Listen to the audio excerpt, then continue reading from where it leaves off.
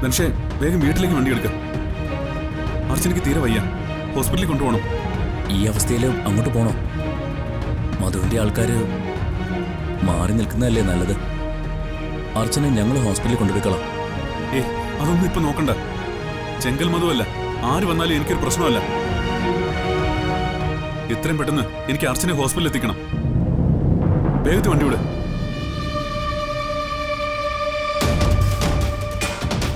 സച്ചേട്ടൻ ഇപ്പൊ വരും. ബാ ചേച്ചി എഴുന്നേക്ക്, നമുക്കൊന്ന് റെഡിയാവാം. ഒന്ന് പിടിച്ചേ അതൊക്കെ.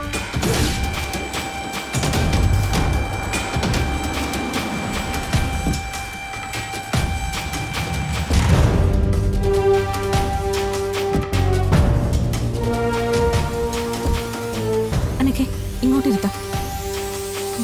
വാ ഇരിക്കാം.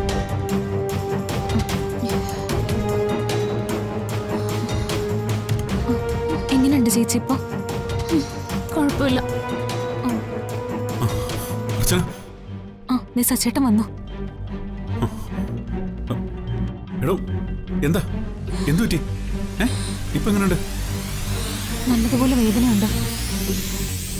ഇത്രയും വേഗം ഹോസ്പിറ്റലിൽ കൊണ്ടുപോകും. അതെ. എഴുന്നേക്ക്. സച്ചേട്ടാ, ആ ഡോക്ടർ ഇഷാനെ ഒന്ന് വിളിക്കോ. അവർ ഹോസ്പിറ്റലുണ്ടോ നോക്ക്. ശരി.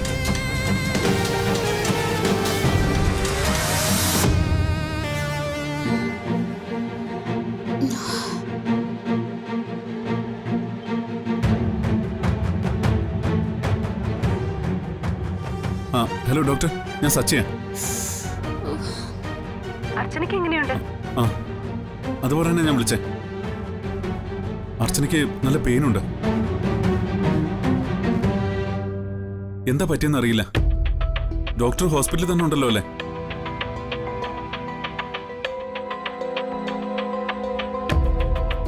ഞാൻ ഇറങ്ങാൻ തുടങ്ങുമായിരുന്നു. ഒരു കാര്യം ചെയ്യും, പെട്ടെന്ന് കൊണ്ടുപോവാ. ഞാൻ വെയിറ്റ് ചെയ്യാം. ശരി ഡോക്ടർ. ഡോക്ടർ ഹോസ്പിറ്റലിൽ തന്നെ ഉണ്ട്. സ്നേഹ, നീയും കൂടെ പോ. നിങ്ങൾ ആരെങ്കിലും ഒരാൾ കൂടെ വേണം. സച്ചേട്ടുണ്ടല്ലോ, അത് മതി.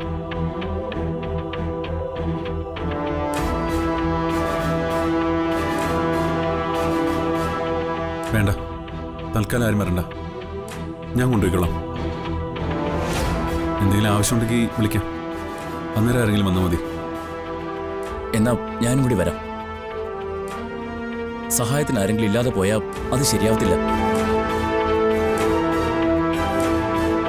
ഒന്നും വേണ്ട ധനുഷ്, ഇവിടുത്തെ കാര്യങ്ങൾ നോക്കിയാൽ മതി. ഞങ്ങൾ പോയി ഡോക്ടറെ കണ്ടിട്ട് വിളിക്കാം. ഈ അവസ്ഥയില് സ്ത്രീകൾ ആരെങ്കിലും ഇല്ലാതെ ഒറ്റയ്ക്ക് കൊണ്ടുപോകുന്നത് ശരിയല്ല. ഞാനും വരാം സച്ചേട്ടാ.